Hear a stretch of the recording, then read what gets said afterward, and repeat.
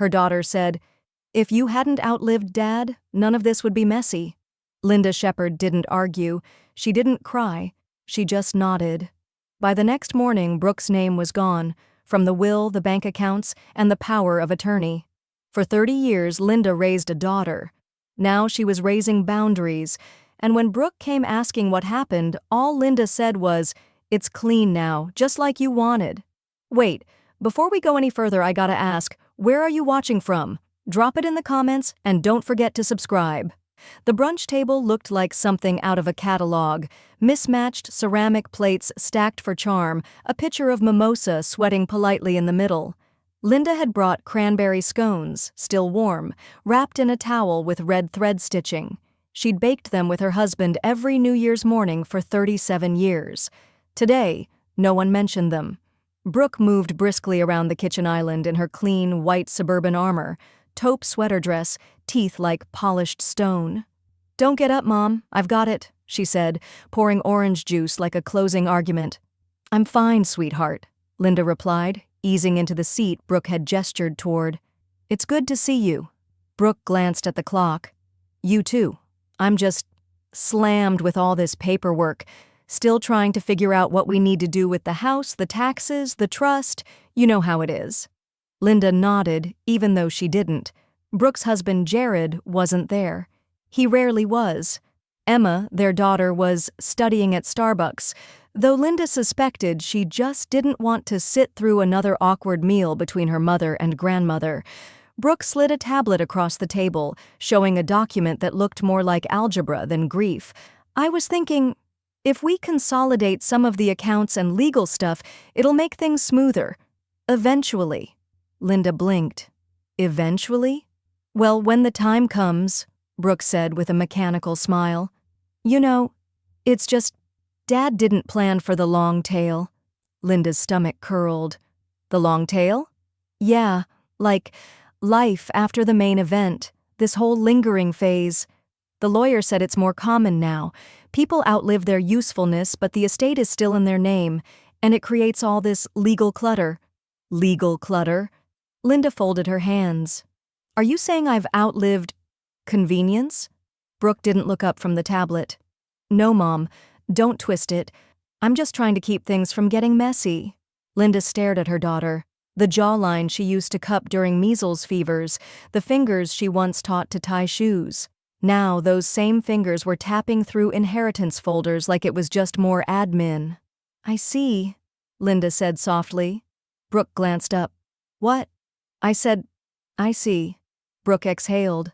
"Look, I'm not trying to be cold. I just want to be prepared. Emma's going off to college soon. Jared's got that consulting trip. I can't carry chaos on my shoulders." Linda's voice barely cracked. "I didn't know I was chaos." Brooke blinked like she was caught. "That's not what I meant." "I know," Linda said, standing. "That's what makes it worse." The drive back to her apartment was quiet, the kind of quiet that filled every space inside her like a spill. At a red light, she reached for the scone tin still on the passenger seat, untouched. A few crumbs had shaken loose, settled in the towel like ashes. When she reached home, she didn't turn on the lights, just sat at her small kitchen table, letting the late afternoon shadows stretch long over the floor. Her husband's favorite coffee mug still hung on the hook by the sink, white with navy text that read, "Guidance is a superpower." She'd bought it for him the year they both retired. He used it every day until the tremors made it too risky. Linda picked it up now, held it carefully. She whispered, "If you were here, she wouldn't speak to me like that." But he wasn't here. And Brooke had spoken. And the worst part? Linda had seen something in her eyes. Not malice, not hatred, just indifference. Like Linda was a chapter she'd already read and now resented having to reread. That night, she opened her husband's old fireproof file box. Password logins, trust documents, insurance records.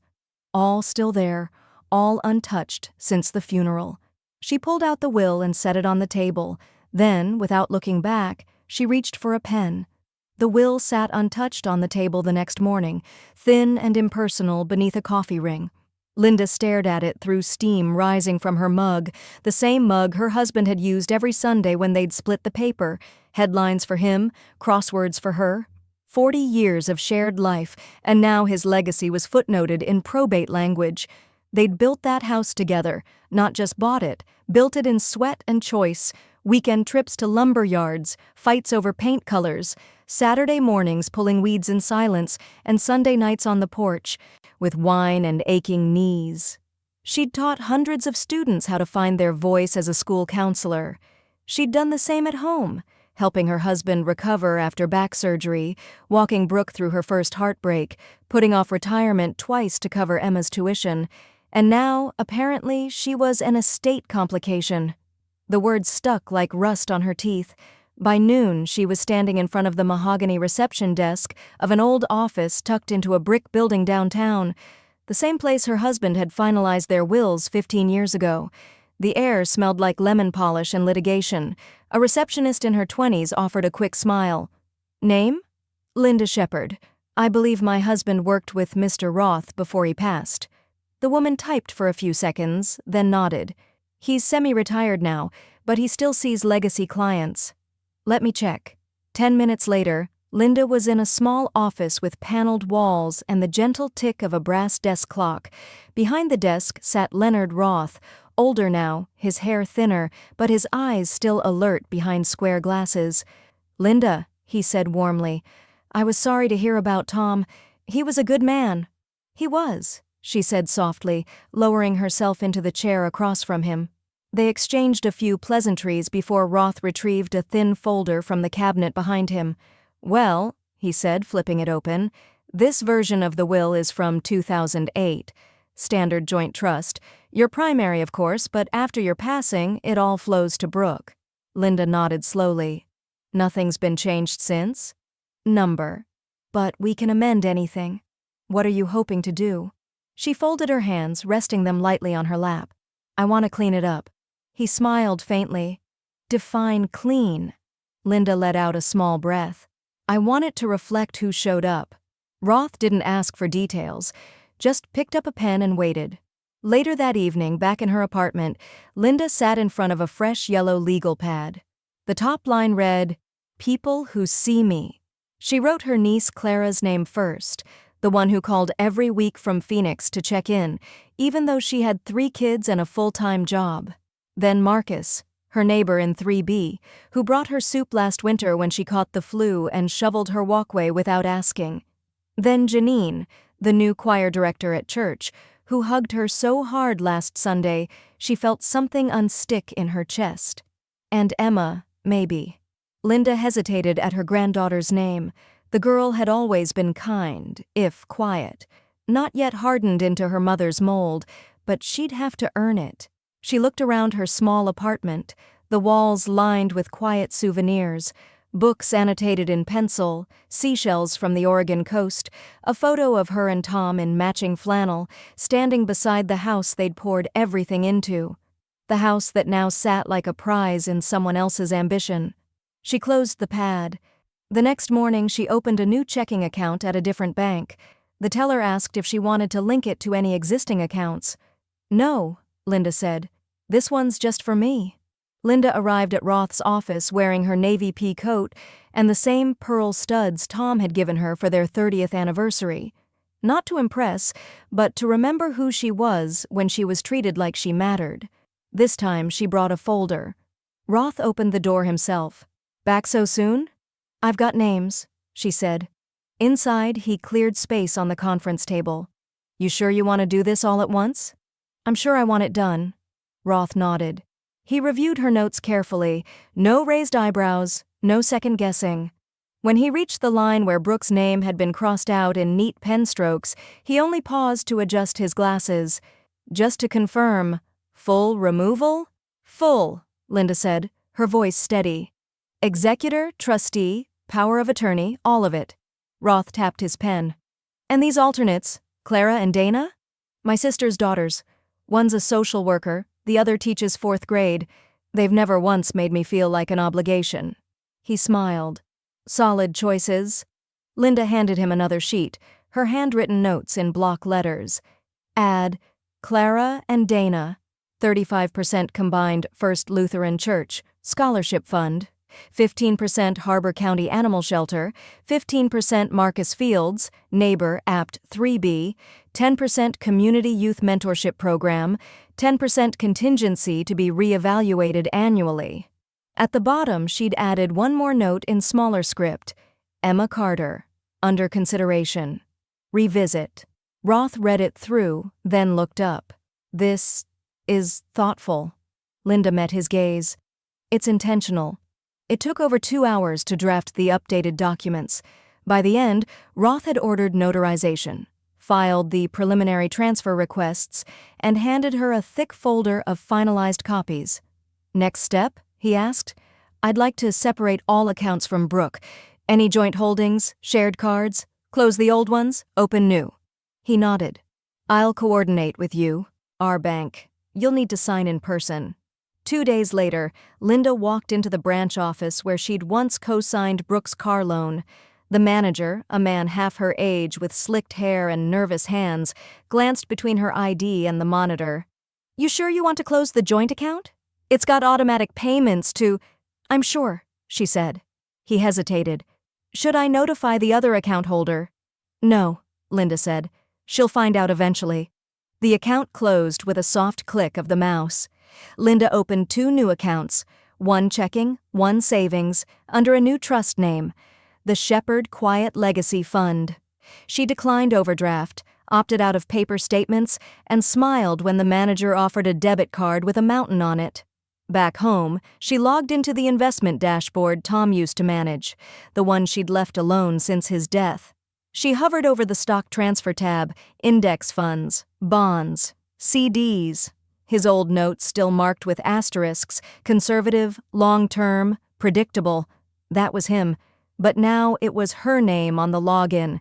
She began the slow transfer, not to hide, not to retaliate, to reclaim. That night she sat at the kitchen table with the new documents spread out before her.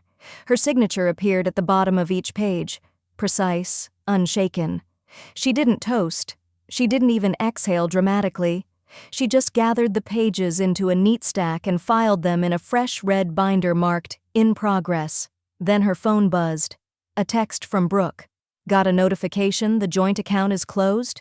Everything okay? Linda stared at the screen for a moment, then typed back, "Everything's cleaner now, just like you wanted." She set the phone down, screen side down. Outside, wind pushed softly against the windows, like applause no one was meant to hear. The invitation arrived via text. "Let's do tea this week? Just us. Would love to chat things through." Brooke Linda stared at the emoji longer than the sentence. She replied, "Thursday, 1 p.m. I'll bring the lemon loaf." Brooke opened the door precisely at 12:59, dressed like a catalog page again. Pressed blouse, glossy lips, tension riding beneath her skin like a tremor. "Oh good, you brought it," she said, eyeing the lemon loaf with performative warmth. "You still remember your old recipe?" Linda smiled mildly. Muscle memory. Funny what sticks. The kitchen was curated within an inch of its life. Eucalyptus sprigs in a white vase, coasters that probably had a designer, and a tea tray already set with labeled bags. Clarity blend, focus bloom, elderflower reset. Elderflower? Linda asked, lowering herself into the stiff-backed dining chair. Brooke laughed softly. "They say it's good for recall. I figured at our age it can't hurt." Linda stirred her tea once, twice. Memory's a funny thing, especially when people assume it's slipping. Brooke flashed a smile that didn't reach her eyes. "Well, I just thought we could touch base. I saw that you closed the account, got the alert. Hope everything's okay?" "Everything's handled," Linda said calmly. There was a flicker. Just behind Brooke's lashes. Irritation, maybe. Something she thought she'd hidden better. "I only meant," Brooke continued, "with all the estate stuff. The lawyer told me you'd been in. I thought maybe you'd want a second pair of eyes. These documents can get overwhelming." Linda took a sip of tea. "I was a school counselor for 34 years. I know how to read forms." Brooke gave a soft laugh. "Sure, some people your age get overwhelmed with the fine print." Linda tilted her head slightly. Some people your age get overwhelmed when things don't center around them. The air shifted, just slightly, like a glass set too close to the edge. Brooke leaned forward, elbows on the pristine marble table. Are you sure you're making the best choices, Mom? I'm just trying to look out for you. And Emma, I thought we were a team. Linda looked at her daughter, really looked, the way you might examine something behind glass at a museum. She noticed the subtle foundation crease at her chin, the delicate necklace Tom had once given her but which Linda hadn't seen in years. A performance, all of it, for whose benefit she wasn't sure anymore. You've always looked out, Linda said, but rarely in. Brooke blinked. What does that mean? It means you've made my longevity a logistical inconvenience. That's not fair. It's accurate. Brooke sat back, folding her arms like a child caught lying. I'd like to see the new will, she said flatly. If there's confusion, I can help clarify. Linda placed her cup down, steady. There's no confusion. Brooke's voice sharpened. So you're cutting me out? No, Linda replied evenly. I'm cutting out the parts of me that kept tolerating being treated like a signature waiting to expire. The silence that followed wasn't loud. It was precise, like scissors through paper. Brooke stood. You'll regret this. Linda remained seated. Regret takes root in silence. I've said what I needed. Brooke's face pinched with something brittle, something too proud to show pain, too shallow to feel it deeply. She didn't offer a goodbye, just turned and busied herself with the kettle. Linda rose slowly, picked up the lemon loaf, and sliced it cleanly in half. Emma still likes this, right? Brooke turned. What? I'll take her half, just in case she stops by. She left without waiting for permission, the door clicking shut behind her like punctuation. Outside, the sun had softened. Birds perched on power lines, shifting but not flying. Linda held the warm loaf under her arm, the air scented faintly with citrus and clarity. Her phone buzzed. A message from Clara. Just checking in, Aunt Linda. You've been on my mind. Need anything? Linda typed back. No, sweetheart. Everything is unfolding just right. And then, for the first time in weeks, she laughed. Low, real, and entirely her own. Linda didn't cook to impress anymore. She cooked to remember. She stirred the soup slowly, a creamy potato leek recipe her sister loved, while rosemary bread warmed in the oven. No garnish, no plated flourishes, just food that filled the house with a smell that said you're safe here. By 6 o'clock, her small dining table was ringed with familiar faces. Clara and Dana, her sister's daughters, seated shoulder to shoulder like they used to at family cookouts. Marcus from 3B brought a cherry pie and an armload of corny jokes. Janine from church arrived last, coat flung open, arms already wide for hugging. Linda hadn't realized how much she missed that sound, genuine laughter layered with silverware clinks. They ate until the soup pot emptied, then sat around refilling tea and stories. Clara told one about the time Linda had driven 4 hours in the rain to attend her high school play. I still remember the poncho you wore, Clara said, giggling. You looked like a waterproof blueberry. Linda chuckled, cheeks flushing. I didn't want to drip on the orchestra. Dana leaned in. You always showed up, even when you shouldn't have had to. Marcus nodded. Some people don't recognize gold when it's not glittered. Janine offered her a warm smile. It's never too late to decide where your love goes next. They didn't say Brooke's name, but it hung there anyway, uninvited and obvious. Later, when plates were cleared and candles burned low, Linda sat at the kitchen counter, the red binder open beside her, its pages now crisp with final signatures. Does this feel strange to anyone else? She asked. Like I'm giving up. Dana set her tea down. Number? You're setting terms. That's not surrender. That's strength, Clara added.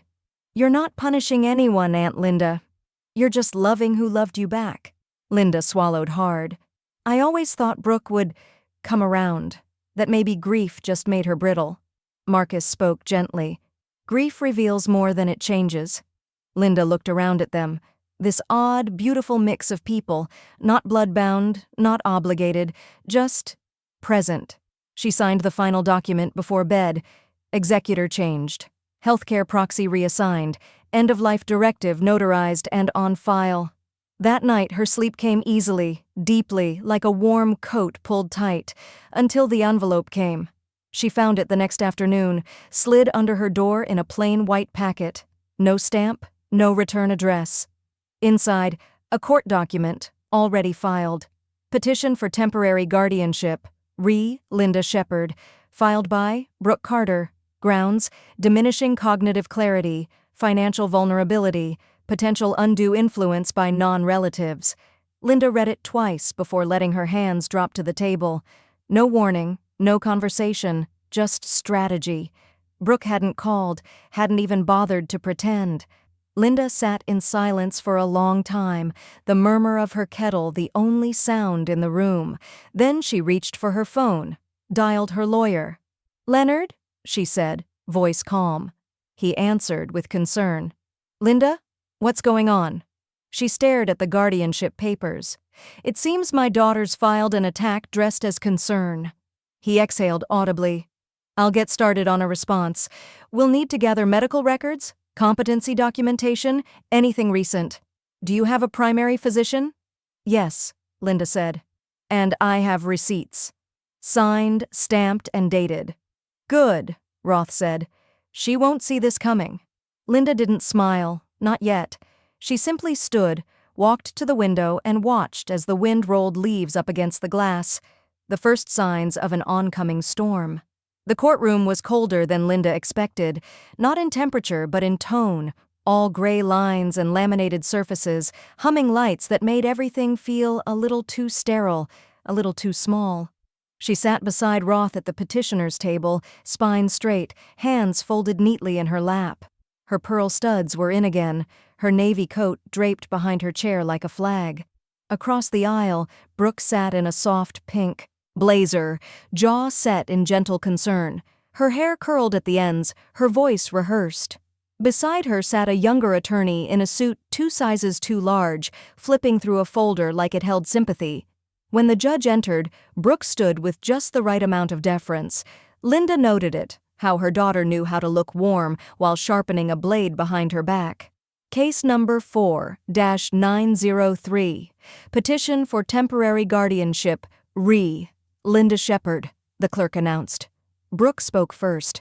"Your Honor," she began with the tone of someone asking for grace while doing harm, "I bring this petition with deep reluctance. My mother has recently made significant legal and financial changes. There's concern she's been influenced, perhaps manipulated, by non-family parties." Linda didn't flinch. Brooke went on. "She's changed her will, closed accounts, withdrawn from family communication. I'm not accusing anyone of abuse, but I'm asking for oversight. Protection." Roth stood calmly when his turn came. "Ms. Shepard is here voluntarily, prepared to address every concern with documentation." The judge nodded. "Proceed." Roth opened a binder with clinical precision. First, a recent psychological evaluation signed by Dr. Hilary Mendez, Ph.D., confirms full mental competence, 0 indication of cognitive decline. He slid it forward. Second, copies of all updated financial transfers, executed without coercion and in compliance with fiduciary protocol. Third, notarized estate documents, revised according to Ms. Shepard's own directives. Brooke leaned in to whisper something to her attorney, lips pressed tight. "And lastly," Roth added, "witness statements from 3 unrelated community members testifying to her independence, capacity, and clarity, including a neighbor, her choir director, and her primary care physician." The judge reviewed each document without speaking, his eyes sharp and deliberate. Minutes passed in legal silence. Then, "Ms. Shepard, do you wish to address the court?" Linda stood without hesitation. She looked directly at the bench. Not tearful, not timid. Solid. "My daughter believes she's acting out of love. Maybe once that was true, but lately she's been acting out of something else entirely. Fear, maybe, or entitlement. What I know is this: I am not lost, not ill, and not alone." She took 1 step forward, voice unwavering. "I am not a ghost waiting to be inherited." A pause. The judge folded his hands. "Thank you, Ms. Shepard." Then he turned to Brooke. "Petition denied. No grounds for guardianship. Miss Carter, I suggest you engage with your mother directly, not legally, if reconciliation is your goal." Brooke's face cracked for just a second. Her hands clenched in her lap, fingertips pale. Roth gathered the binder with quiet satisfaction. Linda nodded once at the judge before walking out. In the hallway, sunlight fell across the tile in long, honeyed streaks. Roth offered her a look, part pride, part relief. "How do you feel?" Linda smoothed the front of her coat. "Clean." They exited in silence, passing Brooke and her attorney as they waited for the elevator. Brooke didn't speak, just stared, lips tight, like a door she hadn't realized was already locked. Linda stepped outside and inhaled sharply, the air cool, brisk, real. As they approached the curb, her phone buzzed. A message from Emma. "Just saw something weird in Mom's email. You okay?" Linda stared at it, thumb hovering. Then she typed, "I am now." She hit send as a city bus rumbled by, noisy and ordinary, as if nothing momentous had happened at all. But everything had. Linda heard the knock before she saw the car, a sharp rap against the wood, not frantic, just entitled. She didn't move for a moment, let it knock again. Then, slow and steady, she opened the door. Brooke stood there in dark jeans and a beige trench, damp at the hem. She wasn't smiling. Her makeup was thinner than usual, but her voice still wore the same gloss. "I thought we could talk," she said, already stepping inside. Linda didn't argue. She simply walked back to the kitchen and poured herself tea. Brooke followed like a shadow. "I know things have gotten tense. That wasn't my intention." Linda sipped quietly. "No?" Brooke exhaled. "Look, if I overstepped with the guardianship thing, it was because I care. You've been different, distracted. You won't tell me anything anymore. I felt like you were hiding things. And then the will, and the accounts. What was I supposed to think?"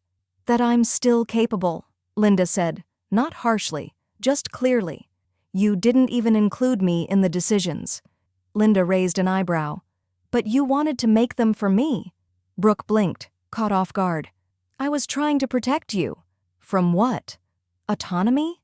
Peace?" Brooke's jaw tightened. "You're being dramatic." Linda set her cup down. "And you're being dishonest." "I just think it's selfish to pretend your choices don't affect anyone else," Brooke snapped. "Emma deserves something." "I deserve something." Linda turned fully toward her. "There it is." Brooke stiffened. "What?" "The word that always slinks in eventually. Deserve." Brooke's voice rose. "I gave up so much for this family. I'm the one who called the hospice nurse. I'm the one who cleaned out the house. I had to do everything." "No," Linda said softly. "You had to do something. But you chose resentment over compassion. And now you're calling it sacrifice." "I can't believe this," Brooke said, voice cracking. "After everything I've done." "You mean the petition behind my back? The implication that I'm confused when I've never been clearer?"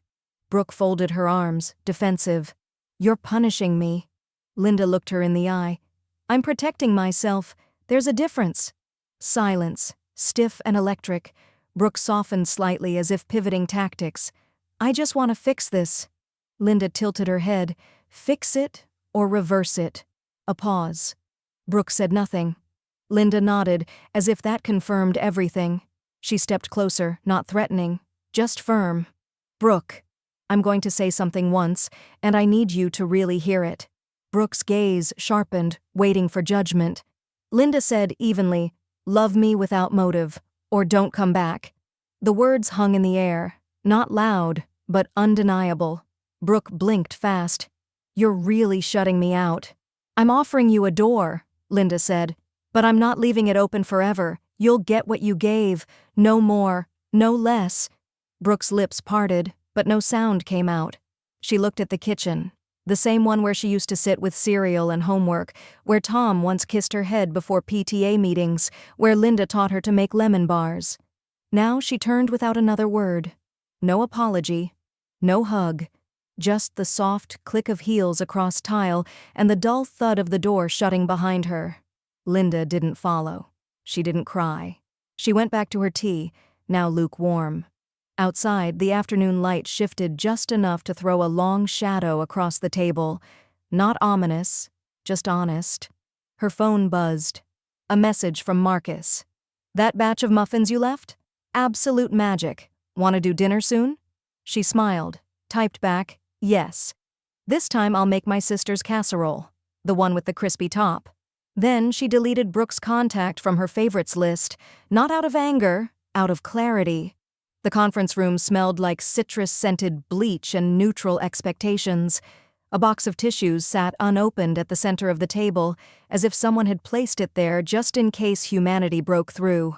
Linda sat on one side with Roth, calm, unmoved. A blue notebook open in front of her, untouched. Across from her, Brooke in a fitted navy suit, arms crossed tightly across her chest. And beside her, surprisingly, Jared. Silent, bearded, eyes tired. He hadn't made eye contact since he entered. The mediator, a woman in her 50s with kind eyes and a clipped tone, opened with routine. "This is a non-binding session. The goal is clarity and, if possible, resolution. Ms. Carter, you requested this meeting?" Brooke leaned forward. "I did. I think this whole unraveling has gone too far. I want to make peace. I want to move forward." Linda tilted her head, skeptical, but silent. Brooke continued, "I'm not asking to undo everything. I just think there's room for compromise. A partial reinstatement, maybe a living trust addendum, something that reflects fairness." Linda lifted one brow. "Fairness?" Brooke nodded quickly. "Emma's about to start college. Jared and I are managing a lot. I just think Dad would have wanted some balance." Roth didn't even glance up. He tapped the edge of the manila folder beside him, rhythm steady. The mediator interjected softly, "Ms. Shepard, how do you feel about this proposal?" Linda folded her hands in her lap. "I feel like I'm being offered affection on a payment plan." Brooke stiffened. "That's not what I said." "It's what you meant," Linda replied. "You want to trade civility for inheritance." "It's a negotiation," Brooke said sharply. Linda's voice remained even. "Love shouldn't come with a contract." Brooke's tone cracked. "So you're just cutting me out of everything? After I spent months managing hospice, bills, the funeral." "You managed logistics," Linda interrupted gently. "You never managed grief." Silence hung between them, taut and unyielding. Brooke's voice hardened. "If you go through with this, don't expect another word from me." Linda didn't blink. "Then walk." Jared shifted in his seat. Finally looked up. His mouth opened, then closed again. Roth opened the folder and slid a document across the table. "This," he said, "is the finalized, filed trust. Fully executed, witnessed, effective immediately. There's no ambiguity." Brooke stared at it, as if it might dissolve under her glare. "I tried," she muttered. "You can't say I didn't try." Linda looked at her daughter one last time, not cruelly, but clearly. "I can't keep offering you a seat at the table when you keep bringing a calculator instead of a fork." Brooke stood abruptly, chair scraping the linoleum. Jared rose too, slower. Brooke turned to him. "Are you coming?" He didn't answer. He looked at Linda, then at the folder, then back at Brooke. "I think we should go," he said quietly. Not in agreement. In retreat. They left without shaking hands. After the door shut, Roth looked at Linda. "You okay?" Linda nodded once. "Now I am." The mediator offered a sympathetic smile, then excused herself, closing the door gently behind her. Linda pulled a second folder from her bag and opened it. "Can you send this along this week?" she asked. Roth scanned the contents, then stopped. His eyebrows lifted. "You're really doing it?" She nodded. Inside, a letter of endowment to the Thomas Shepard Guidance Foundation, a scholarship program for first-generation high school counselors, funded from the portion originally meant for Brooke. "Tom believed in building futures," Linda said softly, "even when some people didn't support his career." Roth smiled. "She always hated that name." "I know," Linda replied. "That's why it felt right." He folded the papers carefully. "I'll file it today." Linda sat back, exhaled, not relief, release. Then her phone buzzed. A new email alert. Subject: Carter v. Shepard. Notice of appeal filed. She didn't open it. Not yet. Instead, she leaned forward and whispered to no one in particular, "I don't owe her the last word. Just the last line." Linda stood at the window in her robe, tea cooling on the sill. The street below hummed its usual weekday rhythm. Delivery vans, a jogger with earbuds, the creak of an old screen door across the complex. And yet something inside her had shifted. Not a break. A settling. The email from Brooke's legal team still sat unopened. It hadn't buzzed again.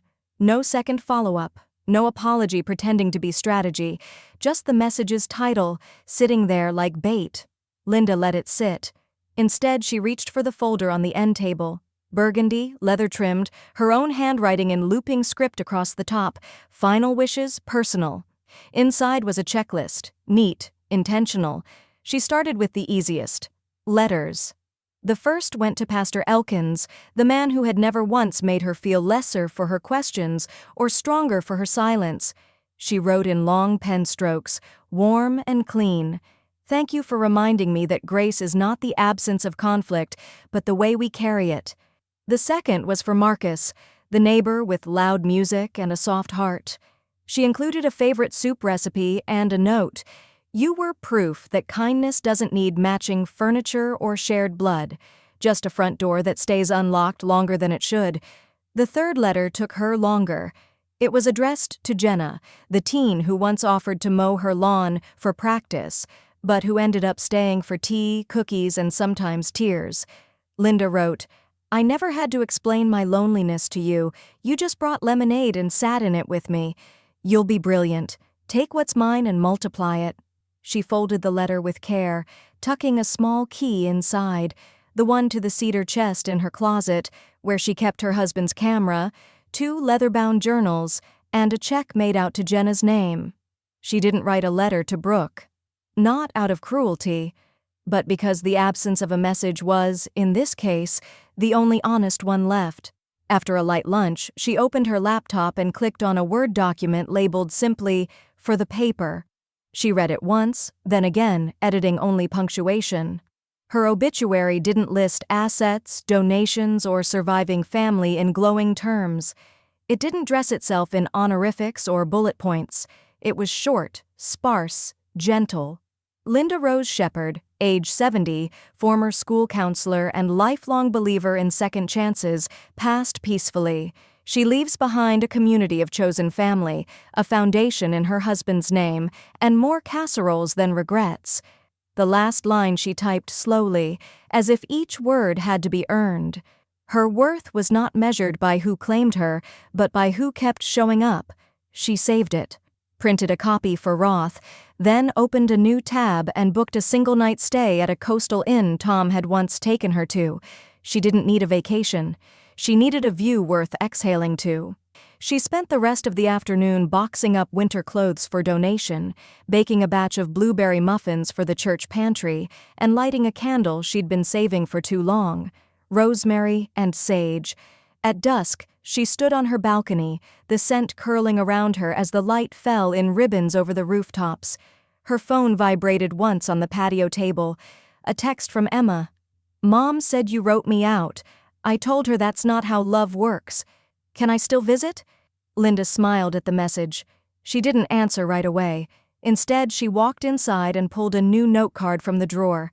At the top, she wrote, "To be given to Emma, when ready," then paused. Outside, wind brushed the chimes gently, like someone letting her know they'd arrived without ringing the bell. She picked up her pen again. The article arrived like smoke. Not loud, not obvious, but it lingered. Clara texted first. "Have you seen the blog post? From some finance lifestyle site. Your name's in it." "Kind of." Linda didn't flinch. She clicked the link. The headline read, "When Inheritance Gets Icy, One Woman's Story of Elder Estrangement." Beneath it, Brooke's photo, windswept hair, soft focus filter, a single pearl earring, Linda's, catching light. The interview was laced with the kind of concern that weaponized tone over fact. "She's withdrawn. I worry she's being manipulated by people who don't have her best interests at heart. I've tried so hard to reach her, but she just changed." There were no names, no direct quotes from Linda, just insinuations dressed up as heartbreak. Brooke called herself the daughter of silence and claimed she was shut out without warning or reason. Linda read it twice, then shut her laptop. She didn't forward it, didn't respond. Instead, she dusted the windowsills, changed her pillowcases, watered the basil on her kitchen ledge. By noon, the comments began to bloom online. Sounds like mom got smart. Why do children act like aging parents are spare houses? That woman raised you and you filed for guardianship? Wow. My grandmother cut us out too. I applaud her. Linda didn't reply to a single one, but the kettle sang a little sweeter that day. 2 mornings later, her buzzer rang at 9:17 a.m. She wasn't expecting anyone.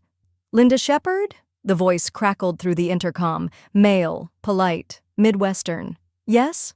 My name's Ezra Bell. I'm with Narrative Weekly. I wrote that blog feature, the one your daughter appeared in. Linda almost ended the call. But something in his voice, apologetic curiosity, not puffed-up righteousness, made her press the door release. Ezra was younger than she expected. Late 30s, maybe, wore a thrift store blazer and shoes with city dust on them. I owe you an apology, he said before he even sat down.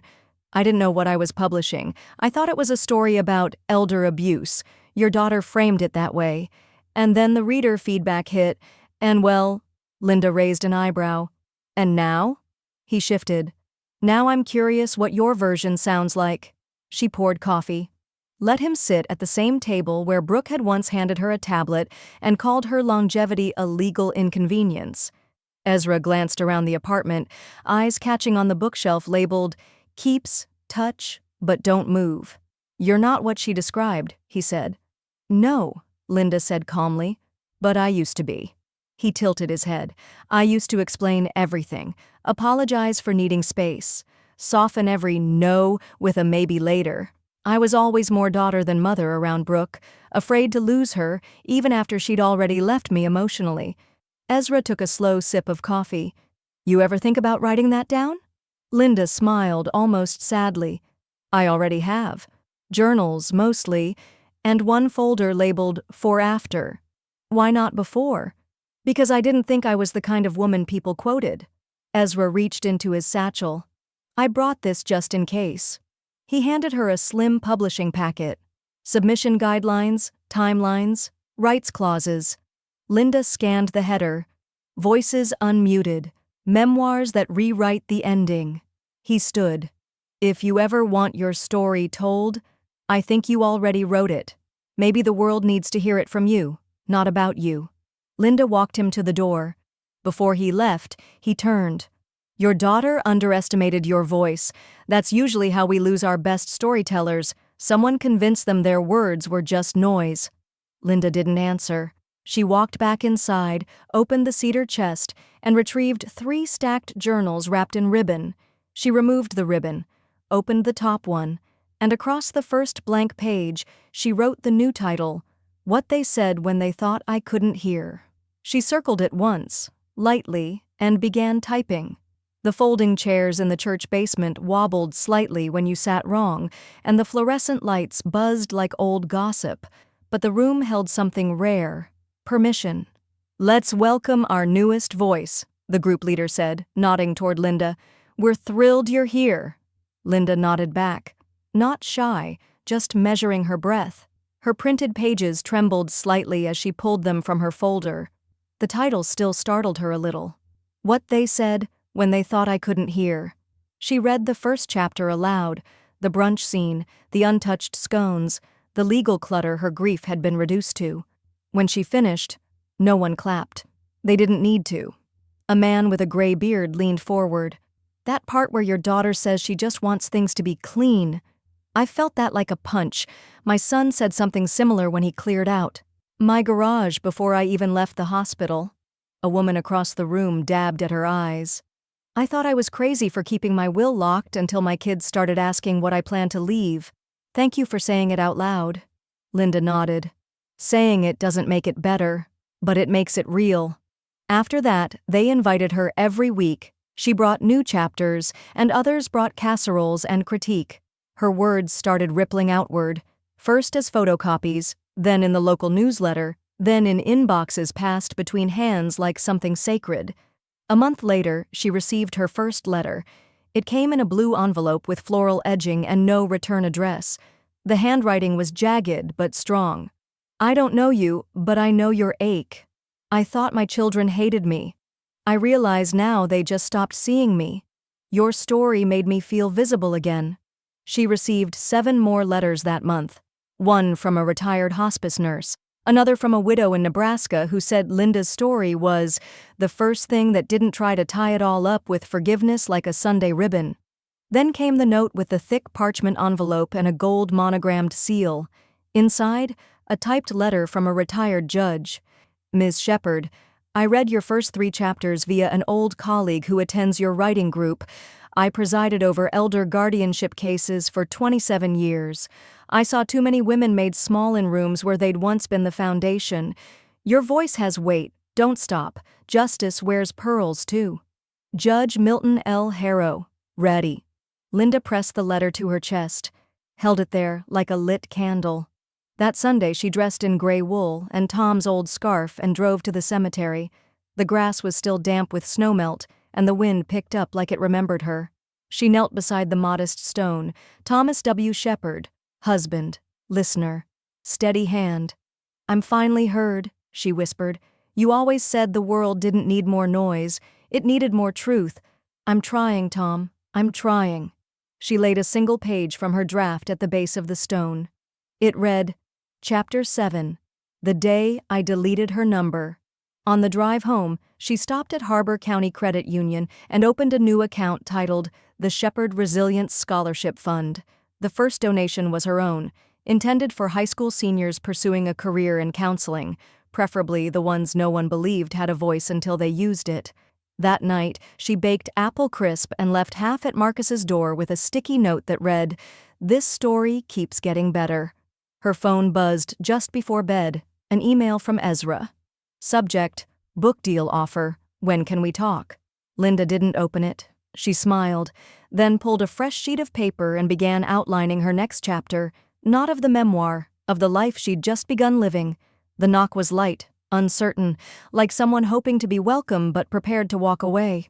Linda opened the door slowly. Emma stood on the porch in a faded college hoodie and chipped nail polish, holding a paper bag from a bakery 2 blocks away. "I brought cinnamon rolls," she said, shrugging. "The kind Grandpa used to hide in the garage so Mom wouldn't healthy them to death." Linda didn't speak for a moment. She just stepped back. Emma entered.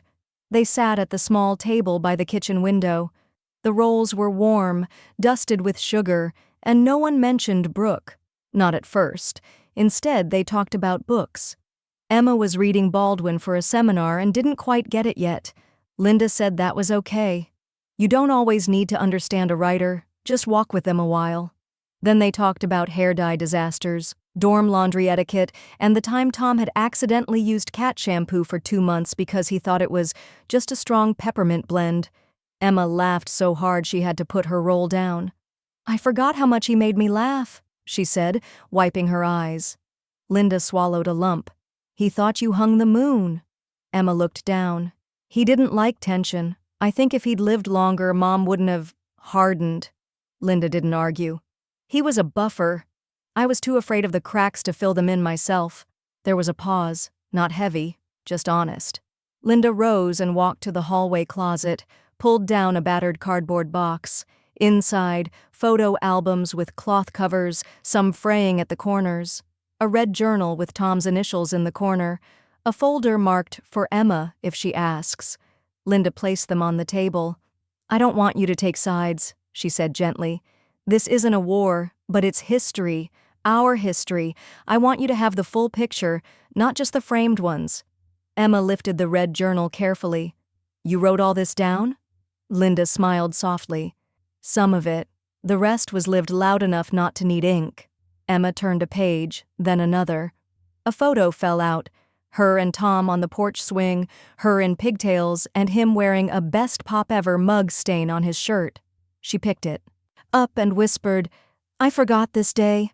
"That's why we write things down," Linda said. so time doesn't get to erase what love remembered. They sat in companionable silence for a while, the albums spread between them like a picnic of memory. Then Emma spoke. "Mom won't like that I came here. I know. She'll say I'm being manipulated. I know.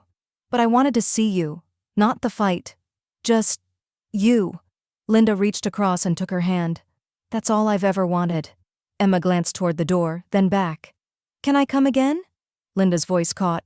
"Whenever you want. The door isn't locked." Emma smiled, a little crooked. "Can I keep the photo?" Linda nodded. "Keep the album. Take it all if it helps you see us better." Emma gathered the items slowly, as if they might vanish if she moved too fast. At the door she paused. "I think I'm going to ask questions," she said, "even if Mom doesn't like the answers." "That's how we learn," Linda said. "That's how we grow past silence." Emma left with the bag under one arm, the photo pressed between two folders. Linda watched from the window as her granddaughter walked to her car. No rush, no shame. Just someone choosing something with both feet planted. As the car pulled away, Linda whispered to herself, "There's still hope in the bloodline." Her phone buzzed, a message from Roth. "Publisher wants to move fast. Can you Zoom tomorrow?" Linda smiled, but before replying, she opened a new document on her laptop.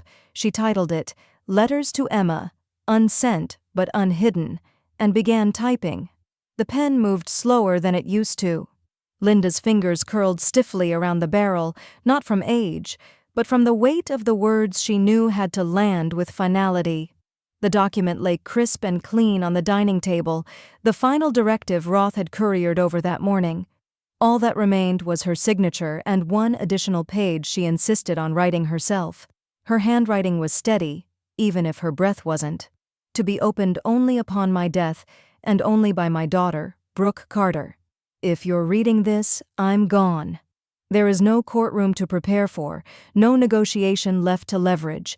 Just these words, and what you choose to do with them. I cut you out of my estate because I finally understood something painful, that proximity is not the same as presence, and blood does not entitle you to someone else's peace.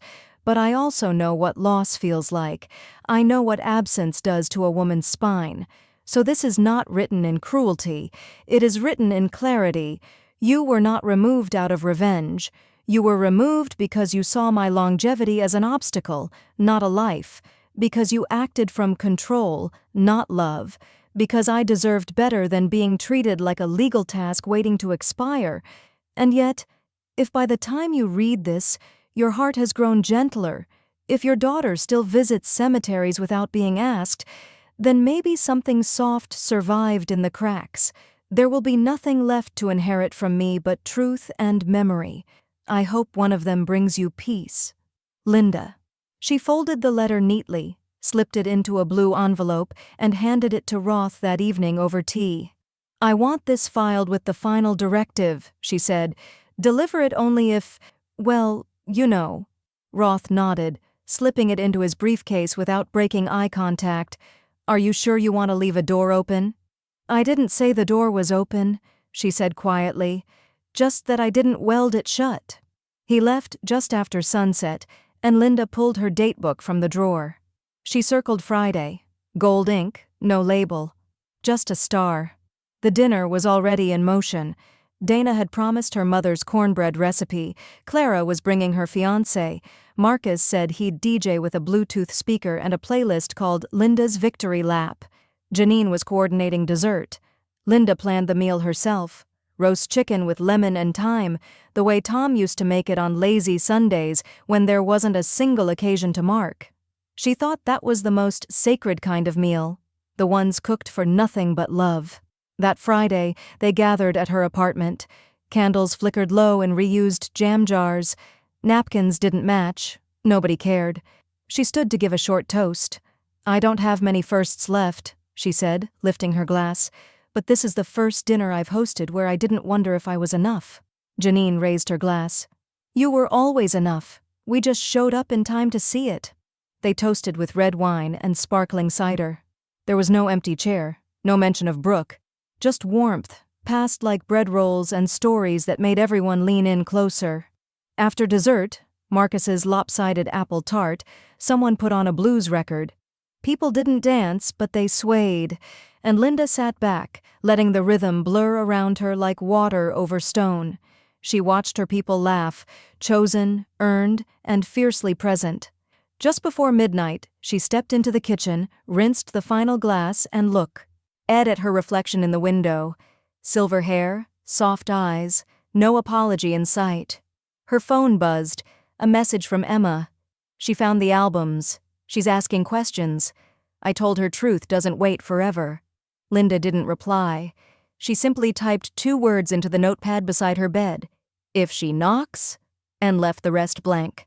The knock came at 4:42 p.m. Soft, hesitant. 2 beats, then 1. A pattern Linda knew by muscle memory.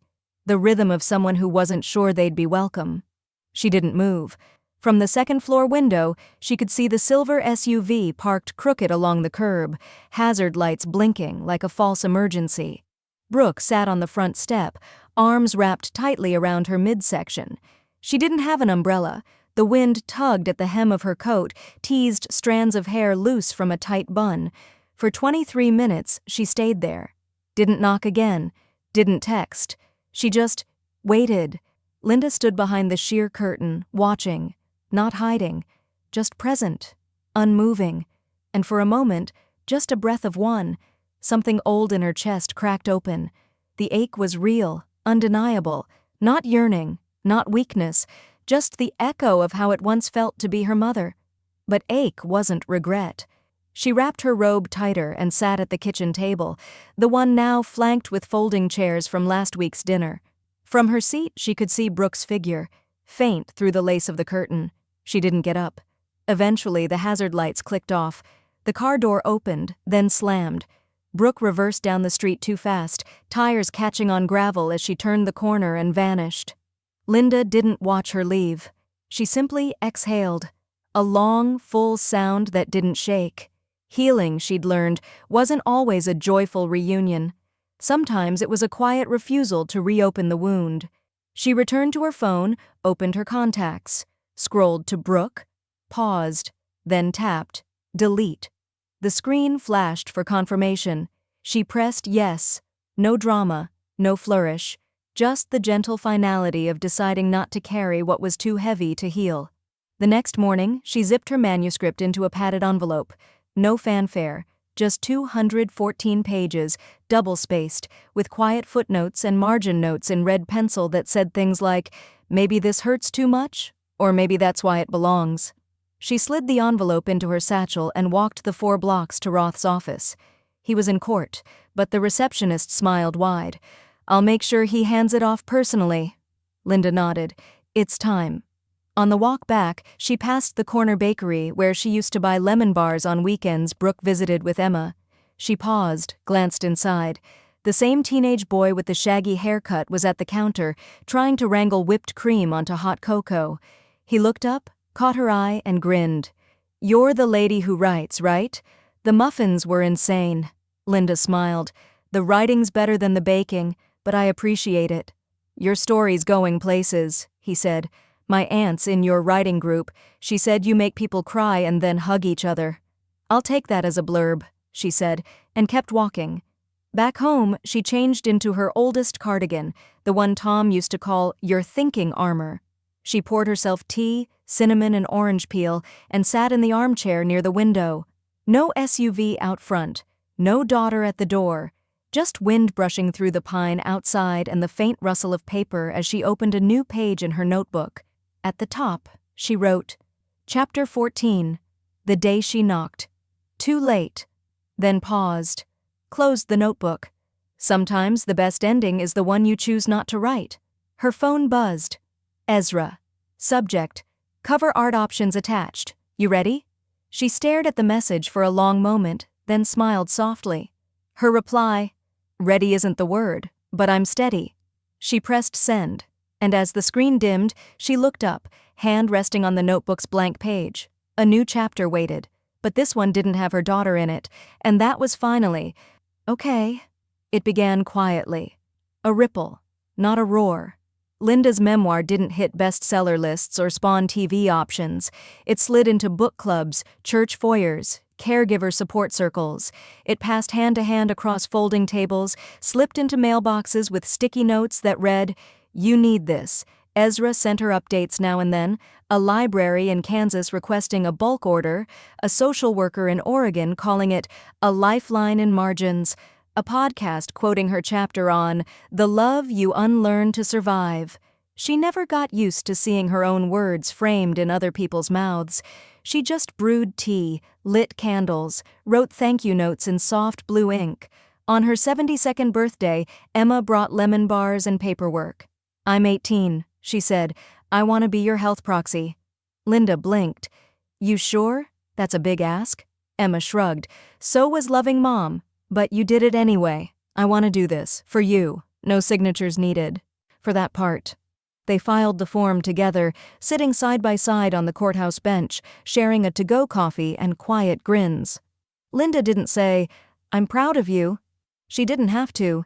It was stitched into the way she let Emma drive her home and the way her hand lingered an extra beat on Emma's shoulder when they hugged goodbye. The rest of her days unfolded without grandeur, but not without grace. She donated to women's shelters every December in Tom's name, always anonymously. She said it wasn't charity, it was returning light to the places he'd never been allowed to shine. She attended Marcus's retirement brunch and gave him a framed photo of the first pie he'd ever baked. Lopsided but brave. She wrote birthday cards to Jenna, who was now in college studying social work, and when Pastor Elkins fell ill, she delivered soup and a copy of her second book in progress, What the Quiet Ones Knew. She lived without spectacle, but not without legacy.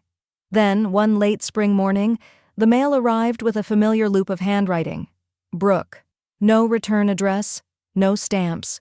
Just her name, curled across the front in a way that tried too hard not to beg. Linda opened it slowly, not with hope, just with clarity. Inside, a single-page letter. "I've read the book. I think you told the truth. Maybe too well. I'm not asking to be forgiven. I just wanted you to know I finally saw it. All of it. I was awful to you. I don't know how to undo that. If there's room for something less than love, but more than silence, I'd take it. I'd earn it." Linda read it once, folded it twice, and placed it in the same cedar chest that held Tom's old camera and the last birthday card Emma had made for her in crayon. She didn't reply. Some letters weren't bridges. They were monuments. Evidence that someone arrived, just too late to stay. That afternoon, she met Clara and Dana at the cafe with the crooked sidewalk and ordered her usual blueberry scone, extra butter. They toasted quietly, to birthdays, to books, to finally using the good napkins. Later that evening, she updated her will. Emma, named executor. Jenna, beneficiary of the writing scholarships. Marcus and Janine, left with handwritten recipes, a wine collection, and the record player Tom once loved but never figured out. And Brooke? A line, just one. "The mess is gone. I left the broom in the will, but not for her."